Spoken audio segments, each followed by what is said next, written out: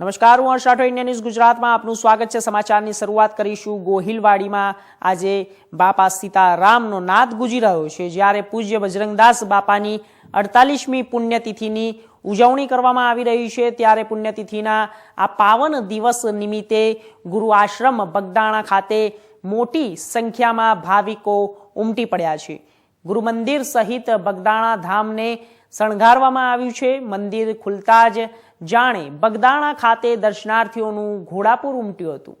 મોડી રાતથી દર્શનાર્થીઓ ગુરુ આશ્રમ પહોંચી રહ્યા છે, ત્યારે બગદાણા ધામ ખાતે બાપાના સ્વયંસેવકો દ્વારા દર્શનાર્થીઓની ભીડને પહોંચી વળવા સુંદર વ્યવસ્થાઓ ઊભી કરવામાં આવી હતી। બાપાની જય। આ જામકા ગામનું મંડળ છે। અમે બેનો ભાઈઓ તો ઘણા વર્ષોથી સેવા કરવા આવ્યા છીએ। આજ બાપાની રથયાત્રામાં અમે સેવાનો લાભ લઈએ છીએ, તો અમને એવો ને એવો લાભ બાપા સીતારામ આપે એવી અમારી મનની ઉમંગ છે। તો બાપા અમને જરૂર ચરણોમાં સદાય રાખે એવી અમારી આશા બાપા સીતારામ પૂરી પાડે। બોલો બજરંગદાસ બાપાની જય। આજ બાપાની નગર યાત્રા નીકળી છે, તો આજ કેવો આનંદ ઉત્સવ છે। આજ અમે અમારા હૈયામાં હરખ નથી માતો, આજ અમને ધન્ય ધન્ય હરખ છે। આજ અમે બાપા સીતારામની નગર યાત્રામાં આવ્યા છીએ, રથયાત્રામાં આવ્યા છીએ, તો બાપા સીતારામ અમને લાભ આપે એવી અમે સદાય શરણોમાં રાખે ગુરુજી માનીએ છીએ, અમારા માવતર માનીએ છીએ, તો અમારા બાપ સદાય અમને શરણોમાં રાખે। રામની જય। બાપા સીતારામની સેવા કરવા આવીએ છીએ। બાપા સીતારામના 10 વર્ષ થયા, પછી અમને બાપા સીતારામ માથે ભાવ, બાપા સીતારામ માથે અમારે એની માથે ભાવ, એટલે અમને બાપાની આજ છે એની રથયાત્રા। અમે રથયાત્રા 5-10 વર્ષ આવી રથયાત્રામાં 3 દી સેવા દઈએ બાપાની, પછી બાપા અમને પૂળ પાડને અમને બહુ ભાવ આપે, એટલે એમ થાય કે બાપાની સેવા કરીએ, રોજ શરણે જઈએ ને અહીંયા તો દુખ્યાને સુખે આપે છે ભાઈ। આ તો દયાનો સાગર છે ને આ પૂને આ જગ્યા જેવું તો ત્યાં આવું સાગર નથી। આ બંડીવાળા બાપાની આવી મેર છે। જય બાપા સીતારામ। બહુ આનંદ છે। આજ એની રથયાત્રા નીકળી એટલે આનંદ અમારે, અમે કેટલા ગામના માણસો બધા સેવા જ કરવા આવી, બધા આનંદથી અમે બહુ ભાવ કરીએ બાપાને। ગુજરાત સરકાર દ્વારા ગુજરાત પવિત્ર યાત્રાધામ વિકાસ બોર્ડ તથા શ્રી આરાસુરી અંબાજી માતા દેવસ્થાન ટ્રસ્ટના સંયુક્ત ઉપક્રમે અંબાજી ખાતે શક્તિપીઠ પરિક્રમા મહોત્સવ 2025નું આયોજન કરાશે। પવિત્ર યાત્રાધામ અને આદ્ય શક્તિપીઠ અંબાજી ખાતે આગામી 9 થી 11 ફેબ્રુઆરી દરમિયાન 3 દિવસીય શ્રી 51 શક્તિપીઠ પરિક્રમા મહોત્સવ 2025નું આયોજન કરવામાં આવશે। શ્રી 51 શક્તિપીઠ પરિક્રમા મહોત્સવના આયોજન સંદર્ભે જિલ્લાના કલેક્ટરના અધ્યક્ષ સ્થાને સમીક્ષા બેઠક યોજાઈ। 9 થી 11 ફેબ્રુઆરી દરમિયાન 3 દિવસીય શ્રી 51 શક્તિપીઠ પરિક્રમા મહોત્સવ 2025નું આયોજન કરવામાં આવશે।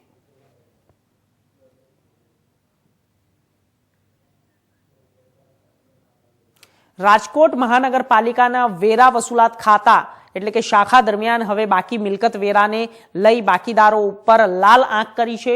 ત્યારે વાત કરીએ તો રાજકોટ વેરા વસૂલાત શાખા દ્વારા કરોડો રૂપિયાના વેરા સામે ઘણો મોટો વેરો વસૂલી લેવામાં આવ્યો છે અને આ તકે રાજકોટ મહાનગરપાલિકાની વેરા વસૂલાત શાખા મેનેજર વત્સલ પટેલ દ્વારા ઇન્ડિયા ન્યૂઝ સાથે વાત કરતા જણાવ્યું હતું કે વેરા વસૂલાત વિભાગ દ્વારા કુલ 410 કરોડનો લક્ષ્યાંક નિર્ધારિત કરવામાં આવ્યો છે।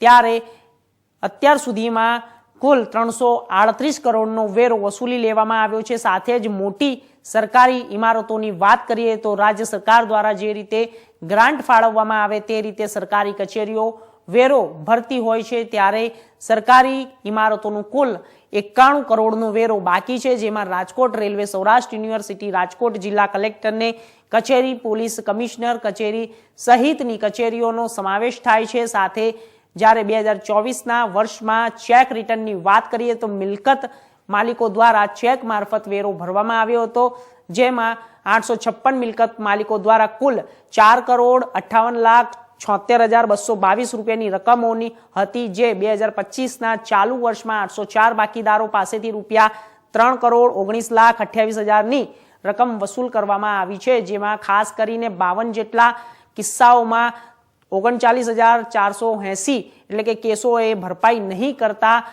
જેમાં 52 જેટલા બાકીદારો ઉપર રાજકોટ મનપાના વેરા વસૂલાત શાખા દ્વારા કાયદાકીય રીતે અથવા તો નોટિસ પાઠવી બાકી વેરાની રકમ ભરપાઈ કરવામાં આવશે। ત્યારે હવે જોવાનું એ રહ્યું કે વેરામાં બાકીદારો વેરાની રકમ ભરપાઈ કરે છે કે પછી કાયદાકીય લડત આપવા તૈયાર થાય છે। રાજકોટ મહાનગરપાલિકા દ્વારા બાકી વેરા વસૂલાતને લઈ જ્યારે લાલાક કરવામાં આવી છે, ત્યારે આપણી સાથે રાજકોટ મહાનગરપાલિકા વેરા વસૂલાત શાખાના મેનેજર વત્સલ પટેલ છે। આપણે એમની સાથે વાત કરીશું। સર, વેરા વસૂલાત શાખાની વાત કરીએ તો ગત વર્ષની વાત કરીએ કેટલા ટકા વેરાનું જે અચીવમેન્ટ ધાર્યો હતો અને કેટલું લક્ષ્યાંક પાર પાડ્યું છે? તમને જે વેરા શાખાનો જે છે એ ટાર્ગેટ જણાવીએ તો આપણે નાણાકીય વર્ષ 1/4/2024 થી 31/3/2025 વચ્ચે જે છે એ વેરા શાખાને કુલ 410 કરોડનો જે છે એ ટાર્ગેટ આપવામાં આવ્યો છે। ટાર્ગેટની સામે આપને જણાવું તો આજની તારીખે જે છે એ કુલ અંદાજિત 338 કરોડ જેવી વસૂલાત જે છે પૂર્ણ થવામાં છે। સર, કેટલી મિલકતો મોટી છે તેને સીલ મારવામાં આવી છે અને કેટલો અત્યારનો બાકી વેરો છે હજી લોકો? આપને જણાવું તો કુલ જે છે એ આપણે 1450 મિલકત ઉપર આજની તારીખે આપને જણાવું તો કુલ 1450 મિલકત ઉપર જે છે એ આપણે સીલની કાર્યવાહી કરવામાં આવેલી હતી। એ પૈકીની અંદર જે છે એમાં 550 મિલકતો એવી છે કે જેમાં સીલ યથાવત રહ્યા છે અને તેના સિવાયની મિલકતોની અંદર આપણે સીલની કાર્યવાહી કરતા સંપૂર્ણ વેરો જે છે આપણે વસૂલવામાં આવેલો છે। સર, વાત કરીએ ચેક રિટર્નની તો કેટલાક જે ચેક રિટર્ન થયા છે, કેટલા રૂપિયાના ચેક રિટર્ન થયા છે અને કઈ કઈ મોટી એ મિલકતો છે જે ચેક રિટર્ન એમના ચેક આવ્યા છતાં જે રિટર્ન થયા છે? ચેક રિટર્નની બાબતમાં જણાવું તો જે છે ચેક રિટર્નની અંદર આપણી પાસે જે છે કેલેન્ડર વર્ષનો આંકડો આપણી પાસે તૈયાર છે કે જેની અંદર જે છે 1 જાન્યુઆરી 2024 થી લઈ અને 31 ડિસેમ્બર 2024 સુધીમાં કુલ 856 કિસ્સાની અંદર 4,58 લાખના ચેક જે છે એ રિટર્ન થયેલા હતા। એ પૈકી જે છે હાલ ફક્ત 52 કિસ્સામાં 39,48,000 જેવા જે છે એ રકમની અંદર વસૂલવાની બાકી છે। રાજકોટ મહાનગરપાલિકા દ્વારા 804 કિસ્સામાં 4,19 લાખની વસૂલાત જે છે એ પૂર્ણ કરવામાં આવેલી છે। સર, કઈ રાજકોટની મોટી કચેરી જે ઇમારતો છે જેનો હજી વેરો બાકી છે, ચેક આપો છો તો એમને ચેક બાઉન્સ થયા છે? આમાં તમને સામાન્ય રીતે જણાવું તો આની અંદર જે છે એમાં જે છે નાના અને જનરલ બાકીદારો છે, કોઈ પણ એવો કોઈ મોટો બાકીદાર નથી કે જેનો 2 લાખથી કે કોઈ મોટી રકમની જે છે એમનો ચેક જે છે પરત ફરેલો હોય। મોટી બાકીદારોમાં આપણે જણાવું તો સામાન્ય રીતે જે છે એ ગવર્મેન્ટ મિલકતોના જે છે એના માગણા જે છે મોટા હોય છે। સામાન્ય રીતે વ્યક્તિગત માગણાઓની વાત કરીએ તો વ્યક્તિગત માગણાઓમાં ખૂબ જ ઓછા માગણા છે જેવા કે જેની અંદર જે છે એમાં 5 કે 10 લાખથી જેવી રકમ જે છે સંડોવાયેલી હોય છે। સર, એક અંતિમ સવાલ કે જે રાજકોટના જે આ ચેક રિટર્ન થયા છે જે મિલકતોના, તેના ઉપર હવે મનપા કેવી લાલાક તો કરી છે પણ કેવા એક્શન લેશે? આપને જણાવું કે જે કિસ્સામાં જે છે એમાં ચેક રિટર્ન થયેલા છે એમાં ચેક રિટર્નની અંદર જે છે રાજકોટ મહાનગરપાલિકા દ્વારા પ્રથમ જે તે વ્યક્તિને જે છે ફોન કરીને જાણ કરવામાં આવે છે અને સંપૂર્ણ રકમ જે છે એ નિયત સમય મર્યાદા અઠવાડિયાની અંદર ભરપાઈ કરવા માટે જણાવવામાં આવે છે। જો દિન 8ની અંદર જે છે એ તેઓ જે છે કોઈ પણ પ્રકારની ભરપાઈ કરતા નથી કે કોઈ પણ પ્રકારનો પ્રત્યુત્તર આપતા નથી, તેવા કિસ્સાઓમાં જે છે એ તેઓને આ જે છે સદરુ બાબતની ફાઇલ બનાવી અને જે છે અમારા કોર્પોરેશનના એમ્પ્લોયડ એડવોકેટ સાહેબ પાસે જે છે ફાઇલ મોકલવામાં આવે છે અને એડવોકેટશ્રી દ્વારા જે છે એમને 30 દિવસની નોટિસ પાઠવવામાં આવે છે। એ જ 30 દિવસની અંદર જો નોટિસમાં નિયત સમય મર્યાદામાં કોઈ પણ રકમ જે છે ભરપાઈ કરવામાં ના આવે તો જે છે એ 30 દિવસ બાદ જે છે નિયત સમયમાં આપણે જે સિવિલ કોર્ટની અંદર દાવો દાખલ કરવામાં આવે છે અને જે છે એ નેગોશિયેબલ ઇન્સ્ટ્રુમેન્ટ એક્ટ મુજબ જે છે એ મુજબ કોઈ પણ વળતર અથવા જે પણ સજાઈને જોગવાઈ જે છે એ સિવિલ કોર્ટ દ્વારા નક્કી કરવામાં આવે છે। ધન્યવાદ। તો આ હતા રાજકોટ વેરા વસૂલાત શાખા વિભાગના મેનેજર વત્સલ પટેલ, જેમનું કહેવાનું હતું કે જે વેરા વસૂલાત શાખામાં જે કોઈ બાકીદારો તે હોય છે તેમાં કોઈ વ્યક્તિગત માંગણા હોતા નથી, પણ મોટી જે ઇમારતો જે સરકારી ઇમારતો તેના માંગણા હોય છે। ત્યારે અત્યારે જે 52 ચેક જેલા રિટર્ન થયા છે તેના 39 લાખ ની કિંમત બાકી છે, ત્યારે આ લોકો સામે ફોજદારી કેસ પણ કરવામાં આવશે અને તેમની જે કાર્યવાહી છે તે પણ અગાઉ ચાલુ રાખવામાં આવશે। પ્રતિક લીંબાણી, ઇન્ડિયા ન્યૂઝ, રાજકોટ। ડિમોલેશનની ઝુંબેશમાં ભાજપના સમર્થકોના દબાણની બાદબાકી તો શક્તિસિંહ જામનગરમાં યોજેલી 3 જિલ્લા અને 2 મહાનગરના કાર્યકરોની રિવ્યુ બેઠક પહેલા નિવેદન આપ્યું। પ્રદેશ કોંગ્રેસ પ્રમુખ શક્તિસિંહ ગોહિલ ઉપરાંત પ્રદેશ પ્રભારી મુકુલ વાસનિક અને વિધાનસભાના વિપક્ષના દંડક શૈલેષ પરમાર ઉપરાંત સ્થાનિક આગેવાનો અને કાર્યકરો જોડાયા। ભાજપ સરકાર ખેડૂત અને માછીમારોને લગતા પ્રશ્નોના ઉકેલને બદલે માત્ર ઠાલા વચનો આપે છે.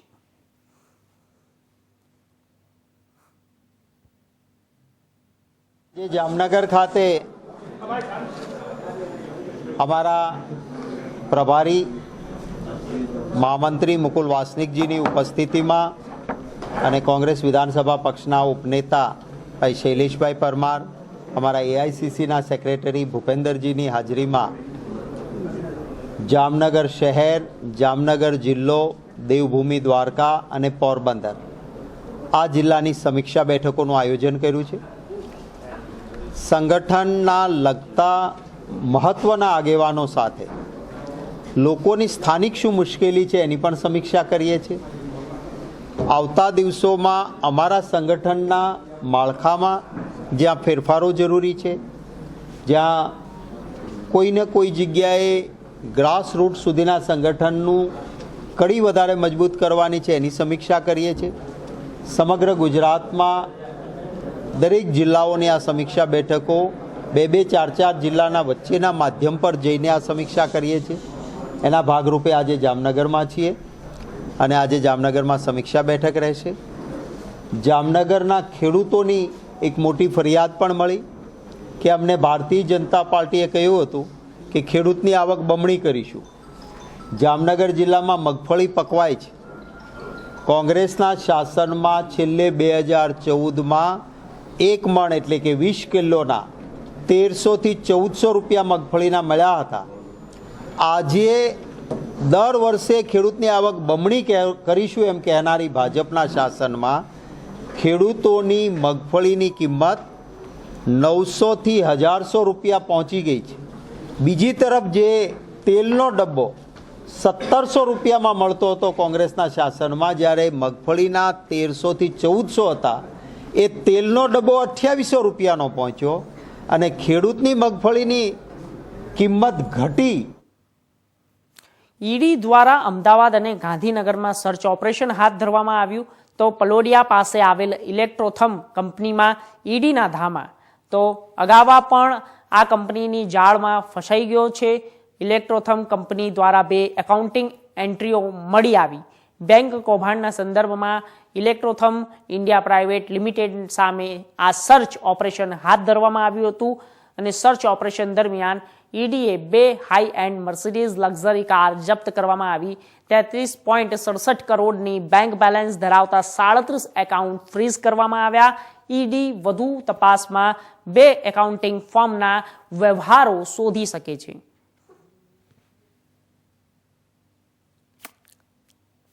એન્ફોર્સમેન્ટ ડિપાર્ટમેન્ટ એટલે ઈડીએ અમદાવાદ અને ગાંધીનગરમાં સર્ચ ઓપરેશન છે તે હાથ ધર્યું છે. હાલ આપણે અમદાવાદના સિલજની આગળ જે કહેવાય પલોડિયા પાસે આવી પહોંચ્યા છે અને પલોડિયા પાસે કહેવાય કે ઇલેક્ટ્રોથમ જે કંપની છે, ઇલેક્ટ્રોથમ ઇન્ડિયા પ્રાઇવેટ લિમિટેડ સામી જે છે વાત કરીએ જે સિલજની આગળ જે પલોડિયા ગામ છે ત્યાં આવેલી છે. જો વધારે વાત કરવામાં આવે તો ઇલેક્ટ્રિક ઇન્ડિયા પ્રાઇવેટ લિમિટેડ સામે ચાલી રહેલ જે બેંક કૌભાંડને લઈને કરવામાં આવ્યું છે સમગ્ર સર્ચ ઓપરેશન. અને વધુ જો વાત કરીએ તો સર્ચ ઓપરેશન દરમિયાન સૂત્રોથી જે માહિતી મળી છે તે પ્રમાણે ઈડી દ્વારા 2 હાઈ એન્ડ મર્સિડીઝ જે લક્ઝરી કાર છે તે જપ્ત કરવામાં આવી છે. 33.67 કરોડની જે બેંક બેલેન્સ ધરાવતા 37 જે બેંક એકાઉન્ટ છે તેને પણ ઈડી દ્વારા ફ્રીઝ કરવામાં આવ્યા છે. હવે સમગ્ર જે ઈડી દ્વારા તપાસ છે એનો ધમધમાટ જે છે ચાલી રહ્યો છે. કારણ કે વાત કરવામાં આવે તો થોડા સમય અગાઉ પણ ઈડીએ ગુજરાતની અંદર ગાંધીનગર, અમદાવાદ સહિત તમામ જિલ્લાઓમાં જે છે તે સર્ચ ઓપરેશન હાથ ધર્યા હતા. અને હવે ઈડી દ્વારા શું જે સમગ્ર ઇલેક્ટ્રોથમનું જે સર્ચ ઓપરેશનમાં શું મળી રહેશે તે જોવાનું રહ્યું. કેમેરા પર્સન રાજ સાથે ગિરીશ બારોટ, ઇન્ડિયા ન્યૂઝ, અમદાવાદ. બનાવની વિગત એવી છે કે ભોગ બનનારની માતાએ ધોરાજી પોલીસ સ્ટેશનમાં આવી અને તત્કાલીન પોલીસ ઇન્સ્પેક્ટર હુકમતસિંહ જાડેજાને રૂબરૂ ફરિયાદ લખાવેલી હતી કે તેમની દીકરી સાથે આરોપીએ દુષ્કર્મ આચરેલ છે.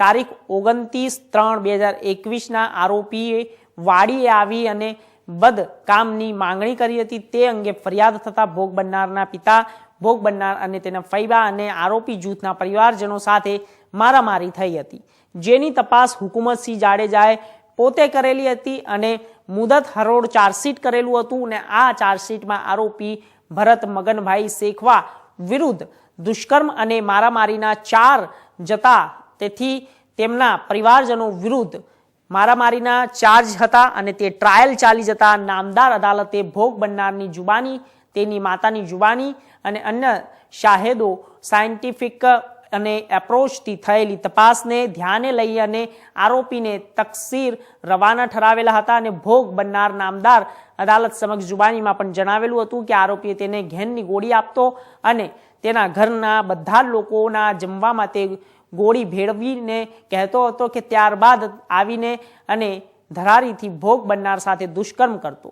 તો આવા સંજોગોમાં આખો બનાવ બનેલો હતો અને સરકાર પક્ષે પબ્લિક પ્રોસિક્યુટર કાર્તિકેય એમ પારેખ તરફથી દલીલો કરવામાં આવી હતી કે આરોપી તરફથી પોતે ધોરાજી પોલીસ સ્ટેશનમાં જીઆરડી તરીકે ફરજ બજાવતા હોય તે વગનો પણ દુરુપયોગ કરેલો હતો અને આ તમામ પુરાવા અને સંજોગોને ધ્યાનમાં લઈને ધોરાજી મહેરબાન એડિશનલ સેશન્સ એન્ડ ડિસ્ટ્રિક્ટ જજ તથા સ્પેશિયલ પક્ષો જજ શ્રી અલી હુસેન મોહિબુલ્લા શેખ સાહેબ આરોપી ભરત મગન શેખવાને તકસીરવાન ઠરાવીને 20 વર્ષની સજા તથા દંડ ફટકારેલું છે. મહેરબાન એડિશનલ ડિસ્ટ્રિક્ટ એન્ડ સેશન્સ જજ શ્રી અલી હુસેન મોહિબુલ્લા શેખ સાહેબે આરોપી ભરત મગન શેખવાને દુષ્કર્મના કેસમાં તકસીરવાન ઠરાવી અને 20 વર્ષની સજા અને દંડ ફટકારેલ છે.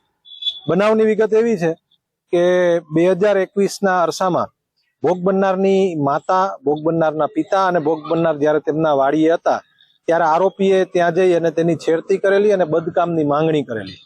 તે અંગે બંને પરિવાર વચ્ચે મારામારી થયેલી અને બંને સામે મારામારીના કેસ દાખલ થયેલા હતા, જેમાં આરોપી ભોગ બનનાર સામે દુષ્કર્મના પણ ચાર્જીસ હતા અને ભોગ બનનારે એવું જણાવેલ હતું કે આરોપી તેની સાથે અવારનવાર શરીર સંબંધ બાંધતો. ભોગ બનનારની ઉંમર માત્ર 14 વર્ષ જેવી હતી.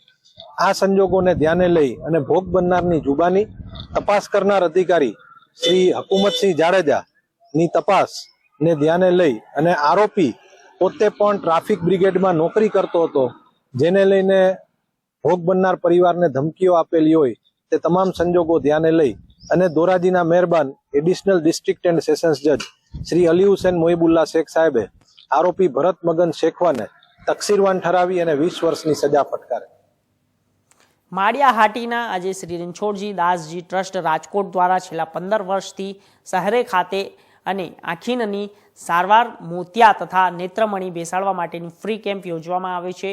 અત્રેની વણિક મહાજનવાડી ખાતે આશીર્વાદ ચેરી ટ્રસ્ટ દ્વારા આંખોનો કેમ્પ યોજાયેલ છે, જે 100થી વધુ દર્દીઓનું ચેકઅપ કરવા માટે આવેલ છે, જેમાંથી જરૂરિયાતમંદ દર્દીઓને ઓપરેશનની જરૂરિયાત હોય અને રણછોડ દાસજી હોસ્પિટલ રાજકોટ ખાતે કંઈ પણ ચાર્જ લીધા વિના ઓપરેશન માટે લઈ જવામાં આવ્યા હતા. છેલ્લા 15 વર્ષથી અને તેની અંદર સંસ્થાના 18,000 કરતાં વધુ જરૂરિયાતવાળા દર્દીઓનું ઓપરેશન તથા સારવાર કરવામાં આવ્યા છે અને આ તકે આશીર્વાદ ટ્રસ્ટના મહેન્દ્ર ગાંધી દ્વારા સમગ્ર આયોજન કરવામાં આવેલ છે અને આ વિસ્તારના જરૂરિયાતવાળા દર્દીઓ માટે આશીર્વાદ રૂપ હોય ત્યારે રણછોડ દાસજી ટ્રસ્ટનો આભાર વ્યક્ત કર્યો હતો અને આ તકે હમીરસિંહ સભાપતિ, ડોક્ટર આભા મલ્હોત્રા સહિત આગેવાનોનો ઉપસ્થિત રહ્યા હતા.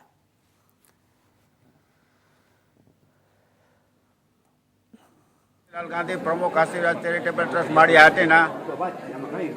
અત્યારે આજ જોઈ રહ્યા છો અસંખ્ય દર્દીઓ આ કેમ્પમાં લાભ લેવામાં આવ્યો છે. તે સુનિધિ ચેરિટી ફાઉન્ડેશન મુંબઈ, આશીર્વાદ charitable trust Maliya Hatina, Abhaben R શેઠ માળિયા હાટીનાના સંયુક્ત ઉપક્રમે રણછોડદાસ બાપુ આંખની હોસ્પિટલ દ્વારા વિના મૂલ્યે યોજાયેલ નેત્ર રોગ નિદાન દવા સારવાર ઓપરેશન કેમ્પ વર્ષોથી આ કેમ્પ યોજાય છે અને આ કેમ્પમાં અત્યાર સુધીના 20,150 જેટલા ઓપરેશન થયા છે. લઈ જવું, મૂકી જવું ઓપરેશન, રહેવું, કાઢવું, નેત્રમણી સહિતનું બધું ફ્રી, ચશ્મા સહિતનું ફ્રી આપવામાં આવે છે. આજ સુધીમાં એ પણ ઓપરેશન ફેલ થયું નથી કે કોઈની ફરિયાદ નથી આવી. આમ વર્ષોથી યોજાતા આ કેમ્પ માળિયા હાટીના માટે આશીર્વાદ ચૂક છે, કારણ કે માળિયા હાટીમાં આવા કોઈ સ્પેશિયલ ડૉક્ટર છે નહીં, તેથી લાભ ન મળે અને અસંખ્ય ખર્ચાના ભાગરૂપે એક પણ પૈસો ખર્ચવામાં નથી આવતો. એ માટે થઈને આ કેમ્પ ખૂબ સફળ અને સારો છે અને માળિયા તાલુકો મોતિયા વગરનો કરવાની જે નેમ છે એને એમ પરિપૂર્ણ થાય એવું છે. અને આ કેમ્પ માટે જે દાતાઓએ દાન આપ્યું છે એનો ખરા હૃદયપૂર્વક આભાર માનીએ છીએ. જે ડૉક્ટરો સેવા આપવા આવ્યા છે એનો પણ આભાર માનીએ છીએ. જે દર્દીઓ લાભ લેવા આવ્યા છે એનો પણ આભાર માનીએ છીએ. એ ઉપરાંત સેવા કરતા લોકો, આમાં જે સ્વયંસેવકો છે એનો પણ ખરા હૃદયપૂર્વક આભાર માનીએ છીએ. અને આ કેમ્પની સફળતાની શુભેચ્છા ઈચ્છીને મારી વાણીને વિરામ આપું છું. અમદાવાદમાં તંત્રની અણઆવડતનો વધુ એક ઉત્તમ નમૂનો સામે આવ્યો છે. આપને જણાવી દઈએ કે જ્યારે જેમાં જો વાત કરવામાં આવે તો રેલવે નિર્મિત સિલજ અને ધુમાને જોડતો ઓવરબ્રિજ જે અજીત કન્સ્ટ્રક્શનને 80 કરોડના ખર્ચે બનાવવામાં આવ્યો છે તેની મહત્વની વાત કહી શકાય તો બ્રિજને ઉતરતા જ બ્રિજ પૂરો થતાં માત્ર 10 થી 12 ફૂટનો રસ્તો અહીંયા મળે છે. વાહનોની અવરજવર કેટલી શક્ય બને છે કારણ કે બ્રિજ પૂરો થતાં જ સામે સોસાયટીની દિવાલો આવે છે. અને મહત્વની વાત કહીએ શકાય તો ઓડા દ્વારા આ બનાવતા પહેલા આનો શું પ્લાન પાસ કરાવ્યો તો તે જોવા નથી આવ્યું. અને અથવા તો એમ કહી શકાય કે 80 કરોડના ધુમાડા કોના માથે? ઓડાના અધ્યક્ષ દેવાંગ દેસાઈ પાસે કોઈ જવાબ નથી. માત્ર ને માત્ર કોન્ટ્રાક્ટરોને નોટિસ પાઠવીને સંતોષ માનવામાં આવ્યો છે. જાનવી પરમાર. જાનવીબેન, શું કહેશો આ બ્રિજ જે બન્યો છે અહીંયા અને કઈ રીતની સગવડતા છે તમને? બ્રિજ બનવાથી અમને કોઈ સગવડ તો નથી મળી રહી, અગવડતા જ ઊભી થઈ છે. કેમ કે અમારે જવા આવવાનો રસ્તો બિલકુલ અમને મળતો નથી અને અહીંયા અમારી દિવાલ આવી જાય છે પાછળ. એટલે સરકારે બ્રિજ બનાવતા પહેલાં કંઈ જ વિચાર્યું નથી, અમારા માટે અગવડ ઊભી કરી છે એવું કહી શકાય.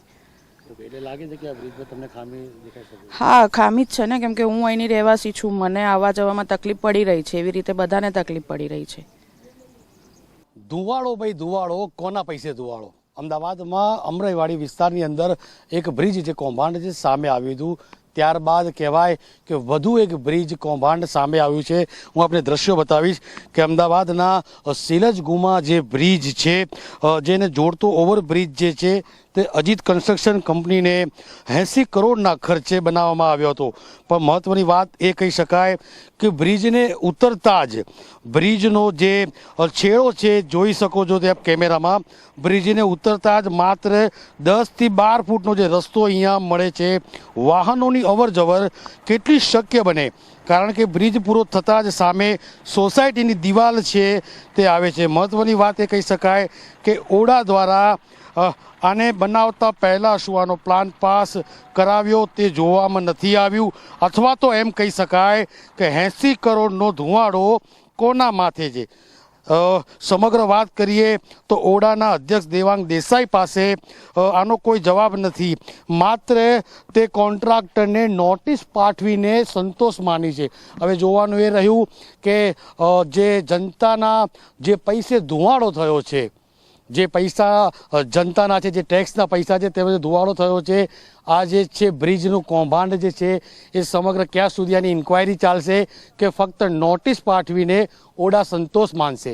કેમેરા પર્સન રાજ સાથે ગિરીશ બારોટ, ઇન્ડિયા ન્યૂઝ, અમદાવાદ. બનાસકાંઠા જિલ્લાનું વિભાજન કરીને નવો વાવ-થરાદ જિલ્લો બનાવતા દિયોદરના સ્થાનિક લોકોએ દિયોદરને જિલ્લો બનાવી આંગળ નામ આપો તેવી માંગ સાથે છેલ્લા 15 દિવસથી વિરોધ કરી રહ્યા છે. દિયોદરમાં પહેલા વેપારીઓએ બજારો બંધ રાખીને વિરોધ કર્યો હતો. તે બાદ છેલ્લા 10 દિવસથી ઓગાળ સંકલન સમિતિ દ્વારા પણ ધરણા પ્રદર્શન કરાઈ રહ્યું છે. ત્યારે દિયોદરના સ્થાનિક આગેવાનો, વિવિધ સંગઠનો અને નેતાઓ દ્વારા દિયોદરના ધરણા સ્થળથી ઓગળથડી સુધી વિશાળ વાહન રેલી યોજી હતી અને આ રેલી દિયોદરથી આગળ થડી પહોંચી હતી. ત્યાં મહાન યજ્ઞ કરીને સરકાર ઓગળ જિલ્લો બનાવે તેવી પ્રાર્થના કરાઈ હતી. તો તે બાદ ઓગળથડીના પરિસરમાં મહાસભા યોજાઈ હતી, જેમાં ઓગળ જિલ્લાના સંકલન સમિતિ સભ્યો સહિત દિયોદરને ધારાસભ્યો કેસાજી ચૌહાણ, પૂર્વ વિધાનસભા અધ્યક્ષ ગુમાનસિંહ વાઘેલા, દિયોદર રાજવી ગિરિરાજસિંહ, કોંગ્રેસના જિલ્લા પ્રમુખ ભરતસિંહ વાઘેલા સહિત કોંગ્રેસના, ભાજપના નેતાઓ તેમજ વિવિધ સંગઠન આગેવાનો જોડાયા હતા. જ્યાં તમામ લોકોએ સરકાર ઓગળ જિલ્લો બનાવે તેવી માંગ કરી હતી. તો કોંગ્રેસના જિલ્લાના પ્રમુખે ચીમકી ઉચ્ચારી કે જો ઓગળ જિલ્લો બને તે માટે અમે હાઈકોર્ટમાં PIL દાખલ કરીશું અને જો માંગ નહીં સ્વીકારાય તો અમે ભૂખ હડતાળ કરીને ઉગ્ર આંદોલન કરીશું. અને બીજી તરફ તેમાં આપણને જાણવા મળી રહ્યું છે કે દિયોદરની અંદર આ એક વિરોધ પક્ષ દ્વારા પણ માંગ ઉઠી રહી છે. અને જ્યારે રેલી આંગણથડી ખાતે પહોંચ્યા બાદ ત્યાં મહાયજ્ઞ કરવામાં આવ્યો હતો અને અનેક મહાનુભાવો ઉપસ્થિત રહ્યા હતા. તો વાત કરીએ જ્યારે આંગણથડીમાં ખાતે પહોંચ્યા બાદ ત્યાં પણ લોકો એકઠા થયા હતા અને નવો જે જિલ્લો બનાવવામાં આવે તેવી માંગ કરવામાં આવી હતી. તો હાલ સમાચારોમાં બસ આટલું જ. દેશ દુનિયાના તમામ સમાચારો માટે જોતા રહો ઇન્ડિયા ન્યૂઝ ગુજરાત. નમસ્કાર.